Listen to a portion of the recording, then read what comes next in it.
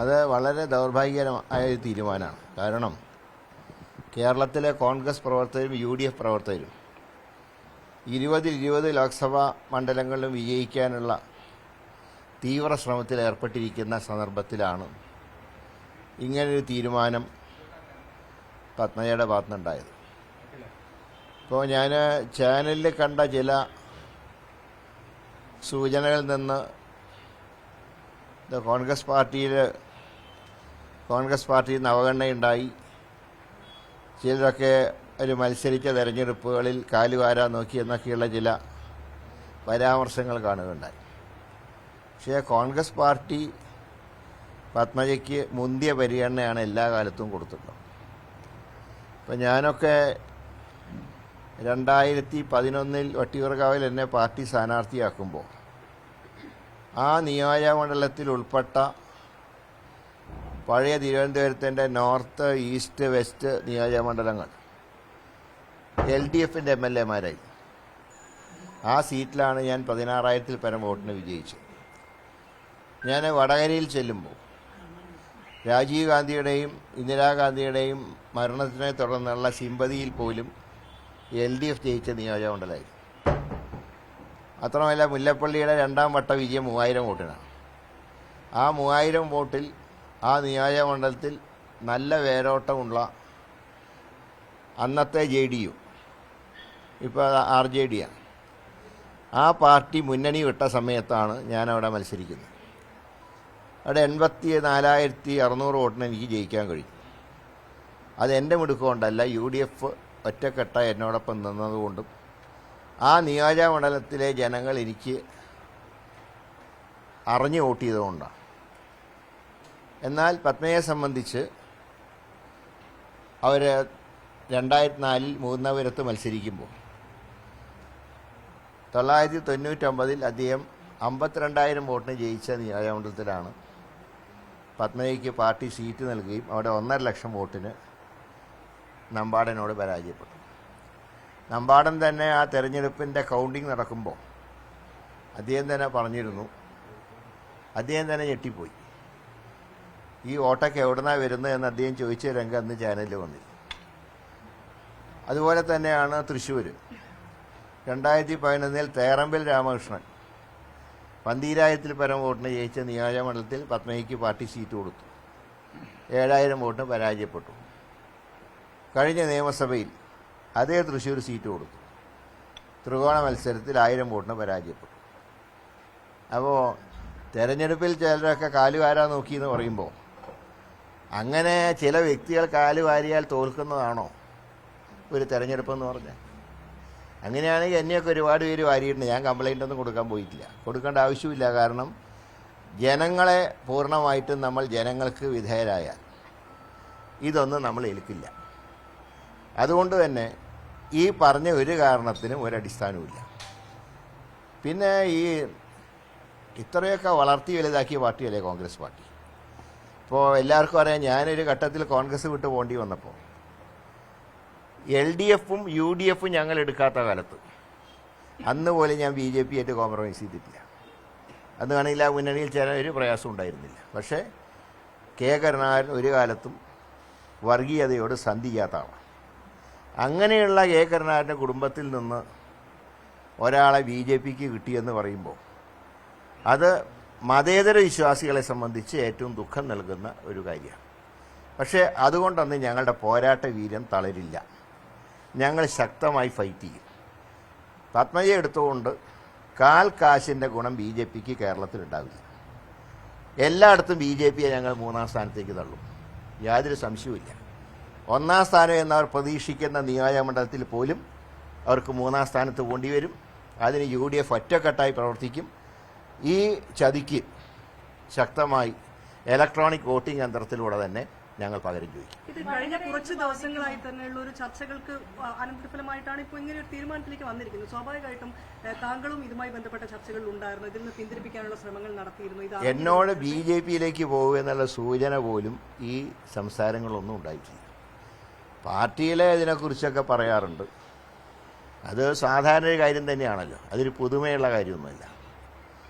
അപ്പോൾ എൻ്റെ ധാരണ അങ്ങനെ തീരുമാനത്തിലേക്ക് പോകില്ല എന്ന് പോലും എന്നോട് പറഞ്ഞിട്ടുണ്ട്. ഒരു ഘട്ടത്തിൽ പറഞ്ഞിരുന്നു, വിളിക്കാനൊക്കെ ധാരാളം ആളുണ്ട്, പക്ഷേ നമുക്ക് ഈ പാർട്ടി വിട്ട് പോകാൻ കഴിയില്ലല്ലോ. അച്ഛൻ കഷ്ടപ്പെട്ടുണ്ടാക്കിയ പ്രസ്ഥാനമല്ലേ, അതുകൊണ്ട് നമുക്ക് പോകാൻ കഴിയില്ലല്ലോ എന്ന് പറഞ്ഞ വ്യക്തി എങ്ങനെ ഇത്രയും കടുത്ത തീരുമാനത്തിലേക്ക് പോയി? വിശേഷിച്ച് ഇപ്പോൾ പാർട്ടിയിൽ എന്ത് കിട്ടിയാലും കിട്ടിയില്ലെങ്കിലും കെ കരുണാകരനെ ചിതയിലെടുക്കുമ്പോൾ അദ്ദേഹത്തിൻ്റെ ശരീരത്തിൽ പുതപ്പിച്ച പതാകയുണ്ട്, കോൺഗ്രസിൻ്റെ ത്രിവർണ്ണ പതാക. അത് ഞങ്ങൾക്കൊക്കെ അവകാശപ്പെട്ടാണ്. ഞങ്ങളുടെ കാലം കഴിയുമ്പോൾ സ്ഥാനങ്ങൾ വരും പോവും, അത് ജനാധിപത്യത്തിൽ സാധാരണയാണ്.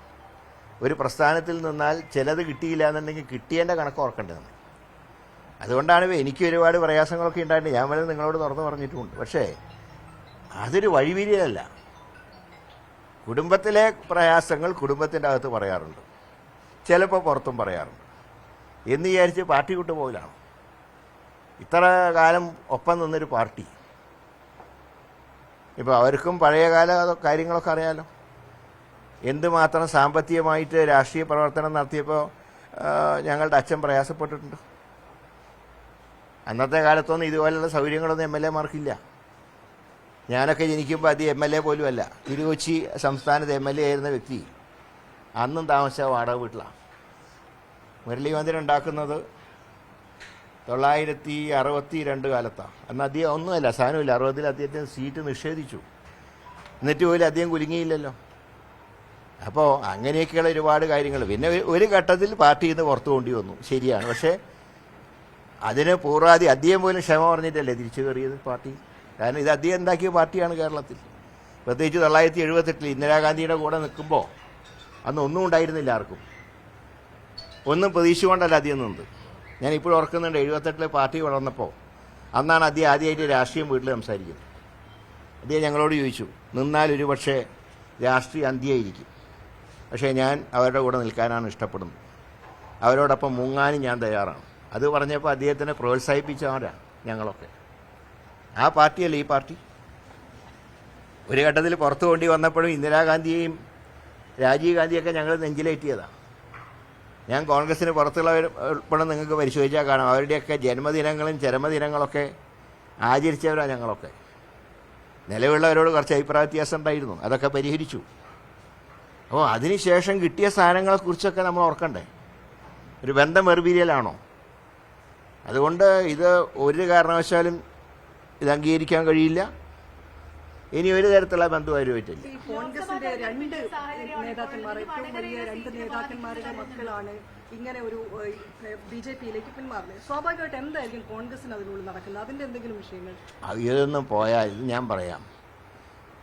പാർട്ടി ഇവരെ രണ്ട് നേതാക്കന്മാരും ഒരുപാട് കഷ്ടപ്പെട്ടിട്ടുണ്ട്.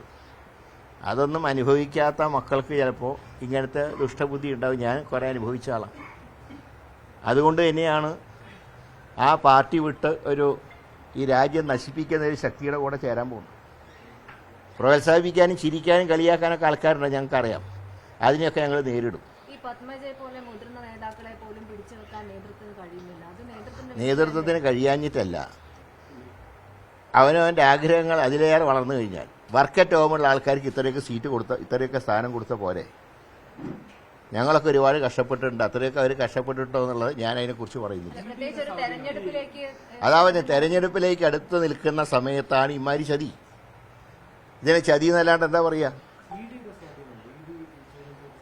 എനിക്ക് അതിൽ അറിഞ്ഞൂടാ. ഒരു ED എൻ്റെ അടുത്ത് വരാറില്ല. അതെനിക്കറിയില്ല അതിനെക്കുറിച്ച്.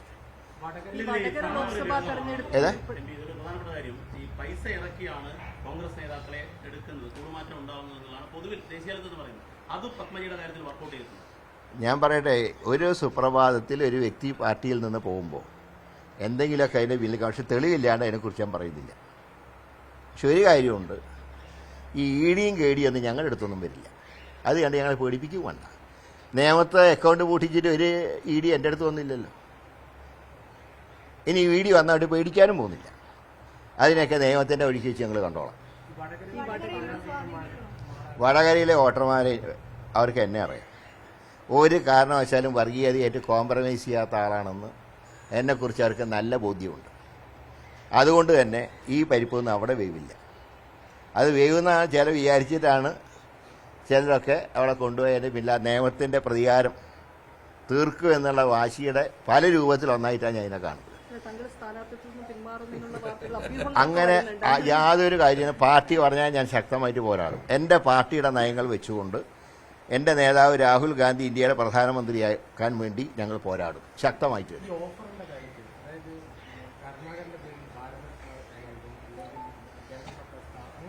ഭാരതരത്നത്തിന് ഒരു വിലയില്ലാണ്ടായി. അതിനോട് എല്ലാ ബഹുമാനവും നിലനിർത്തി പറയാണ്. ഈ അടുത്ത കാലത്ത് കൊടുത്ത ഭാരതരത്നം മുഴുവൻ വോട്ട് കിട്ടാൻ വേണ്ടി നടത്തുന്ന മറ്റേ ഒരേർപ്പാടായിട്ട് മാറി.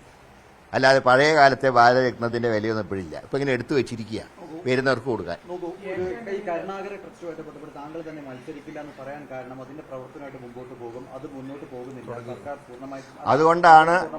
അതുകൊണ്ടാണ് അത് സീരിയസ് ആയിട്ട് പാർട്ടി എടുക്കുകയും KPC പ്രസിഡന്റിന്റെയും പത്മജയുടെയും സാന്നിധ്യത്തിൽ ചേർന്ന് അതിന്റെ കാര്യങ്ങൾക്ക് രൂപം നൽകുകയും ഏതാണ്ട് അതിന്റെ തിരുവനന്തപുരം ജില്ലയിൽ മാത്രം 60 ലക്ഷം രൂപ അതിനുവേണ്ടി പിരിച്ചെടുക്കുകയും ചെയ്യും. അതിപ്പോൾ 1 കോടിയായിട്ടുണ്ട്. 60 ലക്ഷം എൻ്റെ സാന്നിധ്യത്തിലാണ് DCC കൈമാറുന്നത്. അത് കാരണമല്ല.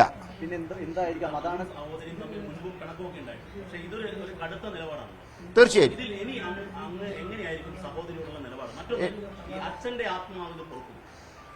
അച്ഛൻ്റെ ആത്മാവ് പൊറുക്കില്ല. കാരണം വർഗീയ കക്ഷിയുടെ കൂടെ പോയതുകൊണ്ട് അച്ഛൻ്റെ ആത്മാവ് പൊറുക്കില്ല. അതുകൊണ്ട് തന്നെയാണ് ഞാൻ പറഞ്ഞത് എല്ലാ ബന്ധങ്ങളും അവസാനിച്ചിരിക്കും. അതിൽ കൂടുതലൊന്നും പറയാനില്ല. അല്ലാതെ കുടുംബത്തിൽ സഹോദരി സ്നേഹം ഇനിയിപ്പോൾ അങ്ങനത്തെ യാതൊരു സ്നേഹവും പിന്നെ സ്വത്ത് തർക്കമൊന്നും ഞങ്ങൾ തമ്മിലില്ല. അച്ഛൻ അങ്ങനെ അധികം സമ്പാദിച്ചു തന്നിട്ടില്ല. അച്ഛൻ സമ്പാദിച്ചൊക്കെ എല്ലാവർക്കുമായിട്ട് തന്നിട്ടുണ്ട്. സ്വത്ത് തർക്കവുമില്ല, ഒരു തർക്കമില്ല. പക്ഷേ പാർട്ടിയെ ഒരു ഘട്ടത്തിൽ ചതിച്ചവരുമായിട്ട് അത് സഹോദരിയാണെങ്കിൽ ഇനിയൊരു കോംപ്രമൈസ് ഇല്ല. എങ്ങനെ 1% പോലും അവകാശപ്പെടാൻ പറ്റില്ല. 1% പോലും. അദ്ദേഹം അന്ത്യവിശ്രമം കൊള്ളുന്ന സ്ഥലത്ത് സംഖ്യകൾ നിരങ്ങാൻ ഞങ്ങൾ സമ്മതിക്കില്ല. ഒറ്റക്കെട്ടായി ഞങ്ങൾ അക്കാര്യത്തിൽ ഒരുമിച്ച്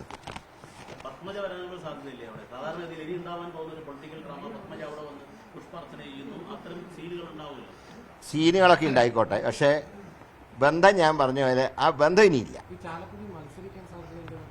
അത് നല്ല കാര്യമാണ്. മത്സരിച്ചാൽ സംഭവം നോട്ടയ്ക്കാണോ കിട്ടുക BJPക്കാണോ കിട്ടുക അന്ന് നമുക്ക് കാണാം.